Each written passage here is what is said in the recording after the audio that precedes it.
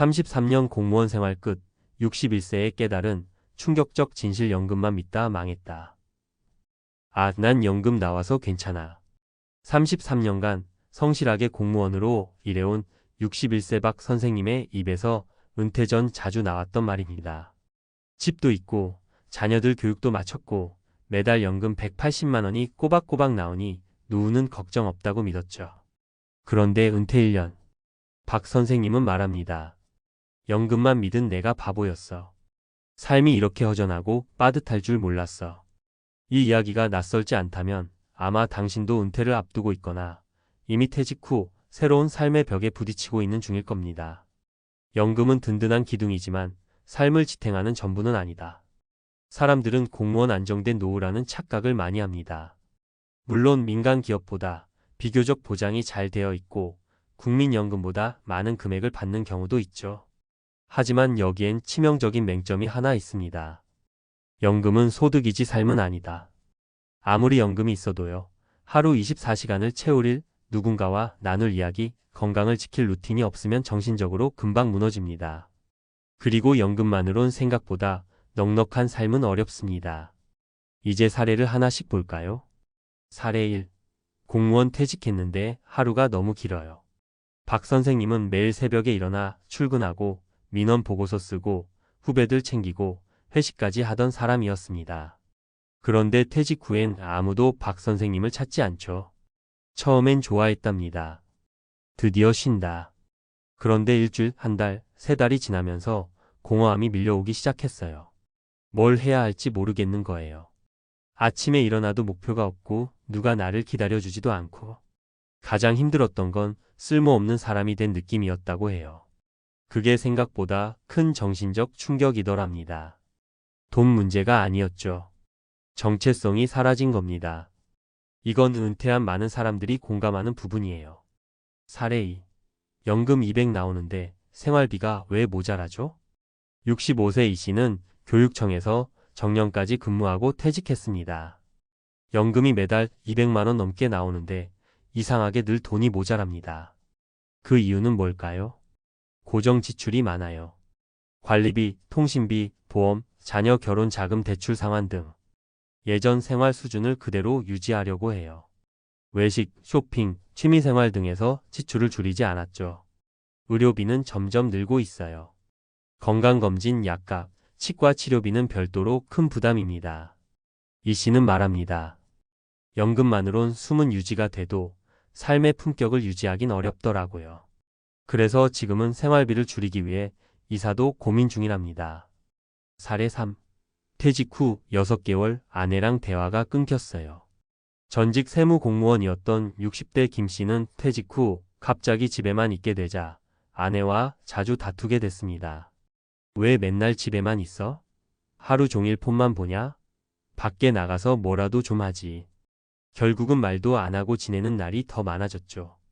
퇴직 후 부부 갈등은 생각보다 흔한 일입니다.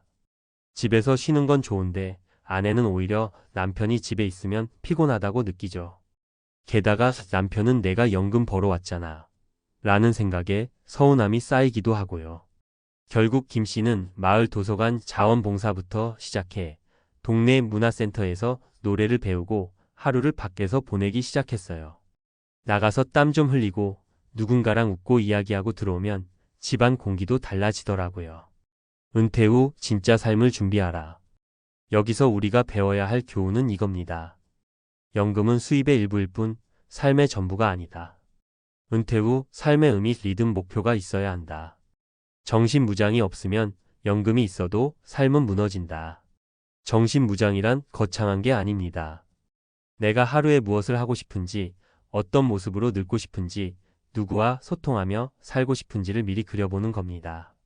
그리고 거기에 맞는 준비시간 계획, 건강관리, 소소한 수입 창출, 인간관계 정리 등을 실천해 나가는 거죠. 이제 당신의 차례입니다. 혹시 당신도 연금만 나오면 괜찮겠지라고 안심하고 계셨나요? 혹은 퇴직하면 좀 쉬다가 뭐라도 하지라고 막연히 생각하고 있진 않나요? 그런 생각들이 쌓여 어느 날 갑자기 나는 누구지? 왜 이렇게 외롭지? 돈이 왜 모자라지? 라는 질문으로 돌아오게 됩니다. 그러니 지금 이 순간부터 삶의 설계도를 다시 그려보세요. 연금은 그 설계도의 벽돌일 뿐 기둥도, 지붕도, 인테리어도 아닙니다. 당신의 은퇴 후 삶, 지금부터라도 다시 만들어도 늦지 않았습니다. 전문가 칼럼 정신 무장 없는 은퇴는 고요한 파산의 시작입니다. 은퇴 후 삶이 망가지는 데는 큰 사건이 필요 없습니다. 그저 의욕 없는 하루, 계획 없는 시간, 줄줄 새는 돈, 말 없는 식탁. 이런 작은 균열들이 어느 날 노후 빈곤이라는 거대한 붕괴로 이어지는 거죠. 그래서 은퇴 후를 대비하는 가장 중요한 자산은 연금이 아니라 마음가짐과 생활 전략입니다. 자, 그럼 지금부터 당신이 지금 당장 실천할 수 있는 3가지 방향을 정리해 드릴게요. 첫째, 하루의 구조를 만들어라. 퇴직 후 삶은 자유보다 무질서에 더 가까워집니다. 오전 10시까지 침대에 있다가 폰만 보다가 하루가 훅 가는 건 금방입니다. 그러다 보면 우울감이 찾아오고 몸은 점점 무기력해지죠. 그래서 은퇴 후 가장 먼저 해야 할 건 하루 루틴 만들기입니다. 아침 기상시간, 가벼운 운동, 식사, 봉사활동, 취미, 독서, 산책. 딱히 생산적이지 않아도 괜찮아요. 단, 하루가 흐트러지지 않게 짜는 게 중요합니다. 이걸 꾸준히 해내면 삶의 중심이 무너지지 않고 자존감도 유지됩니다. 퇴직 전보다 정신이 더 건강해졌다는 분들도 많아요. 둘째, 연금 외에 소득원을 만들어라. 연금으로도 살 수는 있지만 하고 싶은 걸 하며 살 순 없다. 이게 진짜입니다. 그렇다고 다시 직장을 다니라는 건 아닙니다. 작은 일부터 내가 할 수 있는 방식으로 돈을 벌어보는 연습이 중요합니다. 예를 들어요. 평생 글을 잘 썼다면 블로그나 원고 대필, 재능이 있다면 동네 아이들 과외, 공방, 카페, 유튜브, 재택 알바, 택배 보조, 작은 농사까지. 소득이 아니라 역할이 생기면 삶의 에너지가 달라집니다. 매달 3,050만 원이라도 내 힘으로 버는 돈은 삶을 지탱하는 기둥이 됩니다. 셋째, 새로운 사람을 만나라. 퇴직하고 나면 인간관계가 확 줄어듭니다. 특히 직장 중심이었던 사람들은 친구도, 대화 상대도 줄어들죠. 그런데 사람은 관계로 살아가는 존재입니다. 외로움은 건강까지 망가뜨려요. 그래서 지역 커뮤니티나 소모임을 꼭 활용해 보세요. 독서 모임, 걷기 모임, 취미 강좌, 자원봉사, 지역 도서관 프로그램, 실버 창업 동호회. 초반엔 어색해도 혼자 있는 시간을 줄이기 위한 노력이 필요합니다. 나와 다른 사람을 만나고 새로운 이야기를 나누는 경험은 생각보다 큰 활력소가 됩니다. 마지막으로 당신에게 드리고 싶은 말. 퇴직은 끝이 아닙니다. 어쩌면 삶의 진짜 시작일 수 있어요. 회사에서 정해준 시간표 없이 온전히 나의 리듬으로 사는 첫 경험이니까요. 하지만 준비 없이 맞이하면 그 자유는 혼란과 침묵으로 바뀌게 됩니다. 왜 이렇게 허전하지? 나는 이제 뭐하지? 라는 질문이 쏟아지죠. 그래서 우리는 연금보다 먼저 삶을 지탱할 정신적 기반, 하루를 설계할 루틴, 나를 지켜주는 사람들, 나만의 소득 전략을 준비해야 합니다. 그렇게 해야 은퇴 후에도 지금도 괜찮아.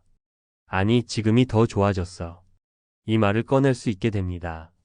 자, 오늘 이 글을 읽으신 당신은 어떤 선택을 하시겠어요? 연금만 믿고 있다가 박 선생님처럼 뒤늦게 후회할 건가요? 아니면 오늘부터 진짜 인생의 2막을 차분히 준비해 볼 건가요? 결정은 언제나 당신의 몫입니다. 그리고 지금이라면 아직 충분히 늦지 않았습니다.